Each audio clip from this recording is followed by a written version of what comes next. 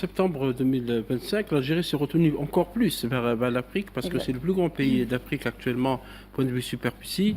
C'est un pays, une économie émergente, troisième économie de l'Afrique, deuxième armée de l'Afrique, mais également un pays qui consolide ses relations avec les pays africains. Vous avez évoqué effectivement l'IATF, qui est donc la foire commerciale interafricaine qui a eu lieu en septembre 2025 et qui a été conclu par plus de 40 milliards de dollars d'accords et de contrats avec les pays participants. 48 milliards, 48 milliards pour être précis, Nouhed, 48 milliards de dollars. C'est un chiffre record, jamais enregistré lors des trois précédentes éditions, et ça a consolidé effectivement cette relation avec l'Afrique. L'Algérie a abrité plusieurs grands événements africains cette année, la conférence sur les startups, et l'Algérie maintenant est le leader locomotive en matière de startups en zone africaine.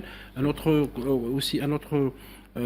rencontre sur la production pharmaceutique. L'Algérie aussi est considérée comme un grand producteur de médicaments actuellement en Afrique. Et qui représente 30% de l'industrie 30% effectivement de la production pharmaceutique en Afrique. Et aussi, c'était un grand mouvement diplomatique, Nouhed, 2025, parce que si on parlait de l'IATF, plusieurs chefs d'État africains ont participé, dont le président tunisien Kais Saïd, le président Mohamed Ould Cheikh El-Ghazouani, le président Mohamed Idriss Déby du Tchad, le président Mohamed Younes El-Menfi, qui est président du Conseil présidentiel libyen, le président Mnangagwa de Zimbabwe et le président aussi de la République arabe sahraoui Ibrahim Ghali, ainsi que le premier ministre du Burundi. Et il faut noter seulement, durant cette année 2025, il y a eu presque 15 chefs d'État et de gouvernements qui ont visité le pays, à commencer par le sultan Hatem Ben Tariq d'Oman en mai 2025, le président Joseph Aoun du Liban en juillet, le président Emerson donc, du Zimbabwe en juillet, le président Loukachenko de Biélorussie